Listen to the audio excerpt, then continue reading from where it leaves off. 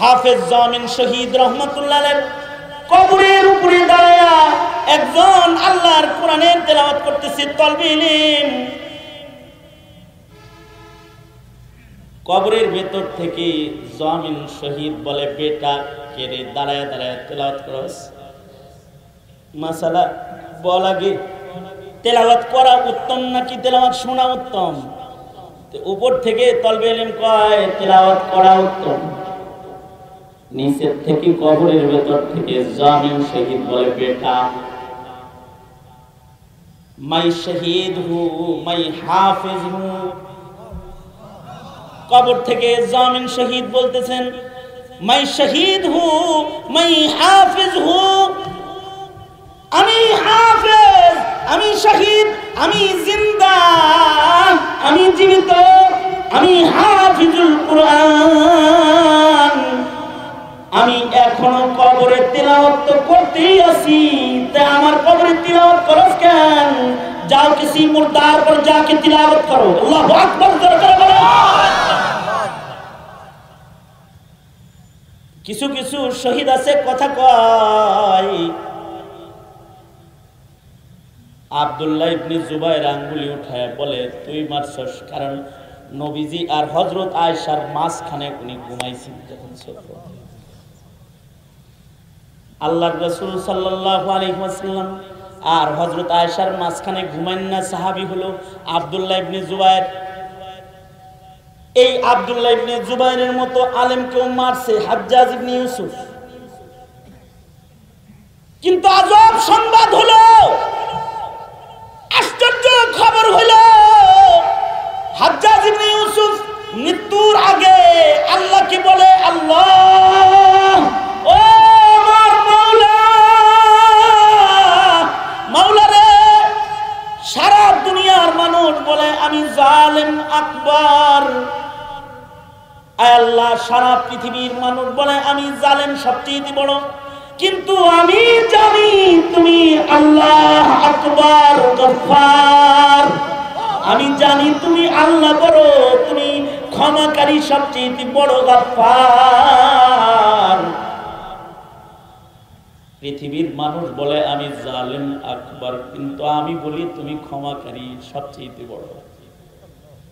সারা দুনিয়ার সবাই বলে আমি জালেম বড়, কিন্তু আমি হাজ্জাজ বলি তুমি গফফার বড়। তোমার ওই বড় গফফার নামের শান তখনই রক্ষা হবে তুমি যখন এই বড় জালেম হাজ্জাজের মাফ করে দিবা। আল্লাহ আল্লাহ তুমি আমারে মাফ করে দাও। এইভাবে যখন আল্লাহ বলে ডাক দিছে, হাজ্জাজ মারা তো গেছে, কিন্তু খাতেমাটা কালেমা পড়তে পড়তে হইছে। খবরটা হাসানুল বসরির কাছে গেলে হাসান বসরি বলে, যেই মাওলায় হাজ্জাজের মতো বড় জালেমকে মরার আগে এমন সুন্দর কথা বইলা তওবা করার আল্লাহরে ডাক দেওয়ার সুযোগ দিছে, হাসান বসরি বলে আমার তো মন কয় আল্লাহ হুজুরে মাফ করে দিছে, কারণ আল্লাহ তো দয়া সবচেয়ে বড়, বান্দাকে সবচেয়ে বেশি ভালোবাসে কে? জোরে আওয়াজ করে বলেন কে? বান্দাকে সবচেয়ে বেশি ভালোবাসেন আল্লাহ। কারণ হলো জুলুমও কিছু করছে, আবার মাজলুমের পাশেও দাঁড়াইছে। এই কাসেম নানুতুবি রহমাতুল্লাহি আলাইহি এইরকম আলেম মারে নাই। এইরকম কাসেম নানুতুবি হাজার হাজার এক পালায় রাখলে, হাজ্জাজ ইবনে ইউসুফ যাদেরকে মারছে তাদের একজনরে আর এক পালায় রাখলে এই হাজার হাজার কাসেম নানুতুবির চাইতেও একটা মৌলবীর ওজন বেশি হয়ে যাবে। এইরকম বড় বড় হাজারো আলেমকে হাজ্জাজ ইবনে ইউসুফ জবাই করে করে শহীদ করেছে, মারছে, ফাঁসি দিছে। এ কারণে হলো হাজ্জাজ ইবনে ইউসুফ জালেম আকবার, দুনিয়ার সবচেয়ে বড় জালেম।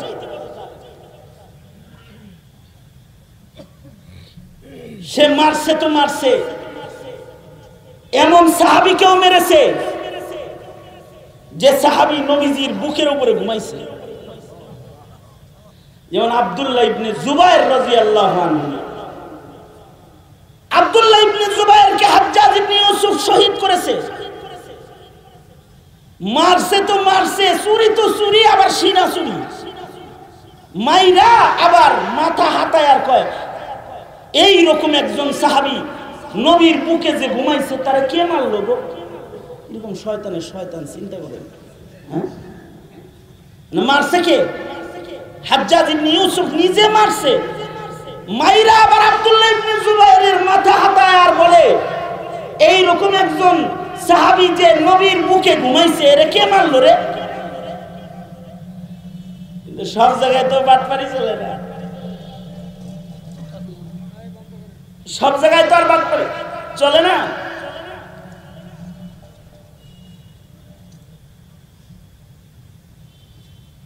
তো আব্দুল্লাহ ইবনে জুবাইর তো শহীদ, যেন তেন শহীদ না, শহীদের ভিতরেও কিছু ব্যবধান আছে, শহীদে শহীদে কিছু ব্যবধান আছে।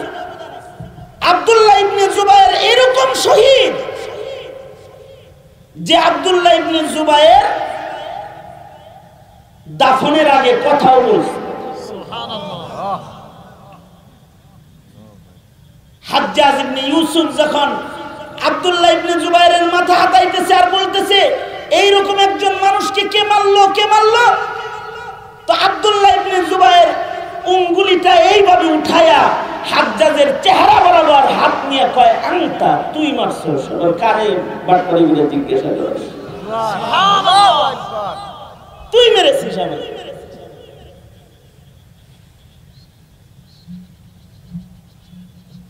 শারহ সুদূর ফি আহওয়ালিল মাউতা ওয়াল কুবুর,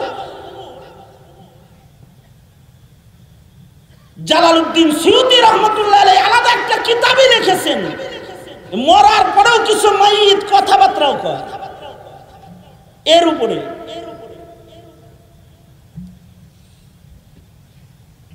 ওই অত দূরে যাইতে হবে না, শারহ সুদূর ফি আহওয়ালিল কুবুর পর্যন্ত যেতে হবে না, 150 বছর আগের পিছনের ইতিহাসের দিকে গেলে দেখা যাবে আমাদের বাপ দাদারাও মরার পরে কথা কইছে, কবরে যেও কথা কয়, এমনকি মরার পরে মাথা ছাড়া যুদ্ধও করে, এই ইতিহাস পাওয়া যাবে। যেমন ইসমাইল শহীদ রহমতুল্লাহ আলাইহি, ইসমাইল শহীদ রহমতুল্লাহ আলাইহিকে নবীর দুশমনে গর্দান কেটে ফেলেছে, আর উনি কসম করেছে তুই আমার রাসূলকে গালি দিয়েছিস, আল্লাহর কসম তোর গর্দান কাটবে, এটা কসম করেছে। দুশমনের মাথা তো কেটে ফেলেছে, কিন্তু ইসমাইল শহীদ মাথা ছাড়া তরবারি হাতে যুদ্ধ করতেছে, দুশমন ডানে যায়, মাথা ছাড়া ইসমাইল ডানে যায়, দুশমন বামে যায়, মাথা ছাড়া ইসমাইল বামে যায়। আল্লাহু আকবার, জোরে বলে আল্লাহু আকবার। এমন একজন শহীদ যিনি মরার পরে যুদ্ধ করেছে, মাথা ছাড়া যুদ্ধ করেছে। এ কারণে আফজল মৃত্যু হলো শহীদ মৃত্যু। ঘরের ভিতরে মরণ আফজল মরণ না, শহীদি মরণ যেটা, এটা হলো আফজল মউত। এ কারণে পৃথিবীর সব নবীরা দোয়া করতেন, আল্লাহুম্মা রযুকনি শাহাদাতান ফি সাবিলিক। বাবা আদম থেকে শুরু করে সকল পয়গম্বরদের দোয়া এটা, আল্লাহ আপনি আমাকে শহীদি মরণ দান করেন। আমার সাথে দোয়া করেন, আল্লাহুম্মা রযুকনি শাহাদাতান ফি সাবিলিক। আওয়াজ করে বলতেন পারেন না? বলেন আল্লাহুম্মা রযুকনি শাহাদাতান ফি সাবিলিক। বলেন আল্লাহুম্মা রযুকনি শাহাদাতান ফি সাবিলিক। আল্লাহ আপনি আমাকে শহীদি মরণ দান করেন।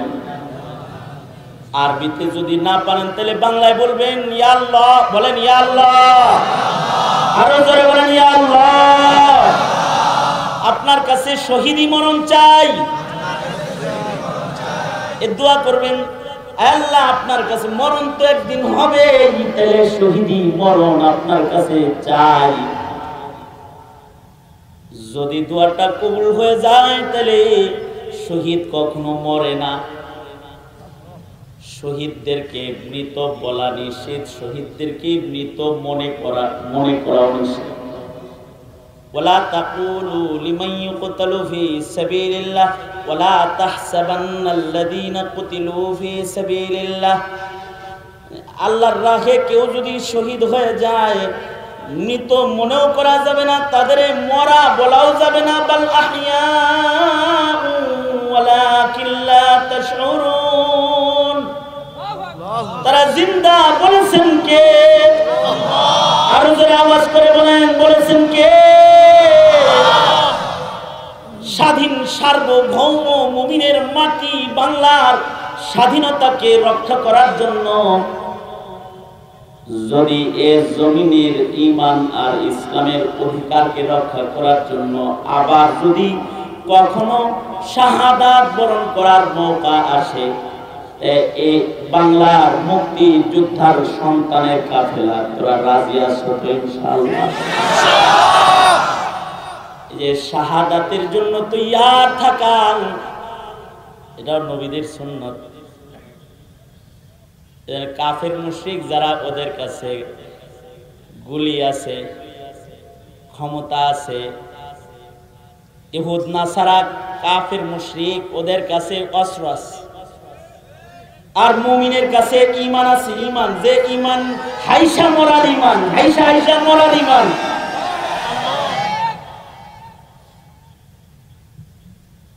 দুনিয়ার যত কাফের মুশরিক আছে, ওদের কাছে ক্ষমতার বাহাদুরি আছে। আর মুমিনের কাছে ইবাদতের বাহাদুরি আছে। ইবাদতের বাহাদুরি। ওদের কাছে গুলি আছে, অস্ত্র আছে, বোমা আছে। মুমিনের কাছে চোখের পানি আছে। এগুলো হলো মুমিনের অস্ত্র। এ কারণে মুমিন মরেও মরে না, মরেও অমর হয়। মুমিন যদি মরে যায় তো শহীদ হয়। শহীদ যারা হয় তারা মরে না, তারা কবরেও জিন্দা, মরেও তারা অমর। তারা মাইত না, তারা জীবিত। বলেছেন কে? জোরে আওয়াজ করে বলো, বলো জোরে। শহীদরা মরে না, শহীদরা জীবিত। এই কারণে সকল নবী রাসূলগণ শাহাদাতের দোয়া করেছেন। আল্লাহওয়ালা বুজুর্গরা সব সময় শাহাদাতের দোয়া করে। এই কারণে দেখো না, যত বুড়া হয় তত মুজাহিদ বড় হয়। মিছিল যখন হয় তখন আল্লামা আহমদ শফি, জুনায়েদ বাবনগরী হাঁটতে পারে না, কিন্তু থাকে কি পিছনে না আগে? তার মানে জালেমের বুলেট যদি বুক ঝাঁঝরা করে, তাহলে জুনায়েদ বলে আমাকে আগে মার, আমার আগে মারবি, আমার আগে মার। নূর হোসেন কাসেমি হুইল চেয়ারে চলে, কিন্তু সামনের কাতারে থাকে। এই পিছনের কাতারে দেয় নাকি? সামনে দাঁড়ায় থাকে। দুর্বল, হাঁটতে পারে না, কিন্তু শহীদি মরণের তামান্নায় আগে থাকে। আজকেও যদি বলা হয়, আজকে যদি ঘোষণা দেয়, আজকে যদি সরকার ঘোষণা দিয়ে দেয় 100 তাজাল মানুষের লাশ লাগবে, তাইলে নাস্তিক মুরতাদের যোগ্য বিচার প্রতিষ্ঠা করা হবে। যদি সরকার বলে যে 100 গলা লাগবে, 100 তো গলা লাগবে, যে গলাগুলো দিলে পরে 17 কোটি মুসলমানের মাটিতে বিশ্বনবীর কুরুত্বকারীর মৃত্যুদণ্ডের আইন পাশ করা হবে। যদি এই ঘোষণা দেয়, তাহলে সবার আগে ওই পুরাগুলো নাম লেখায় বলবে আমাদের গলাগুলো লয়ে যাও, আমাদের গলাগুলো লয়ে যাও। কারণ তখন মরণটা হবে শহীদি মরণ। শহীদি মরণ যার হয় সেই জীবিত রয়, মরার পরেও কথা কয়। আব্দুল্লাহ ইবনে জুবায়ের তো শহীদ, তিনি মরার পরেও কথা কয়। হাজ্জাজ ইবনে ইউসুফ যে মাতা আতায়ার কয়, এ কে মারলো, কে মারলো, এরে কে মারলো, আনতা তুমি মারছো, আঙ্গুল দিয়ে দেখায় দেয়। ইসমাইল শহীদ রহমতুল্লাহ আলাইহি নামের শেষেই আছে শহীদ। কিতাব খুলবেন নামের শেষে ইসমাইল শহীদ, শহীদটাই তার নাম হয়ে গেছে, কারণ মরার পরেও যুদ্ধ করছে। যেমন হাফেজ জামিন শহীদ রহমতুল্লাহ আলাইহি নামের সাথে শহীদ লকব লেগে গেছে, কারণ কবরে যায়ও কথা বলছে। হাকিমুল উম্মত মুজাদ্দিদুল মিল্লাত আশরাফ আলী থানভী রহমাতুল্লাহ আলাইহি উনার বয়ান সংকলন খুতুবাতুল জুমা, ওখানে শহীদি মরণের ফজিলত বলতে গিয়ে হযরত থানভী বয়ান করেছে হাফেজ জামিন শহীদ রহমাতুল্লাহ আলাইহি কবরের উপরে দাঁড়ায়া একজন আল্লাহর কোরআনের তেলাওয়াত করতেছে, তলবে ইলম। কবরের ভেতর থেকে জামিন শহীদ বলে, বেটা কেড়ে দাঁড়ায় দাঁড়ায় তেলাওয়াত করস। মাসালা বল আগে, তেলাওয়াত করা উত্তম নাকি তেলাওয়াত শোনা উত্তম? উপর থেকে তলবে ইলম কয় তেলাওয়াত করা উত্তম, নিচের থেকে কবরের ভেতর থেকে জামিন শহীদ বলে, বেটা মাই শহীদ হু মাই হাফিজ হু।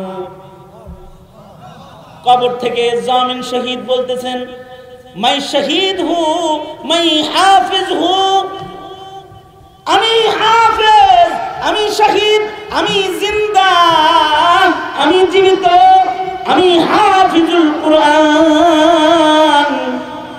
আমি এখনো কবরে তিলাওয়াত করতেই আছি, তা আমার কবরে তিলাওয়াত করস কেন?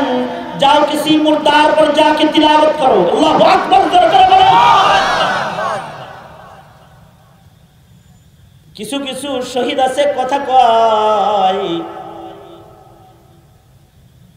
আব্দুল্লাহ ইবনে জুবায়ের আঙ্গুলি উঠায় বলে, তুই মারছস, কারণ নবীজি আর হযরত আয়েশার মাঝখানে উনি ঘুমাইছেন যখন ছোট। আল্লাহর রাসূল সাল্লাল্লাহু আলাইহি ওয়াসাল্লাম আর হযরত আয়েশার মাঝখানে ঘুমাইন না সাহাবী হলো আব্দুল্লাহ ইবনে জুবায়ের। এই আব্দুল্লাহ ইবনে জুবায়েরের মতো আলেমকেও মারছে হাজ্জাজ ইবনে ইউসুফ।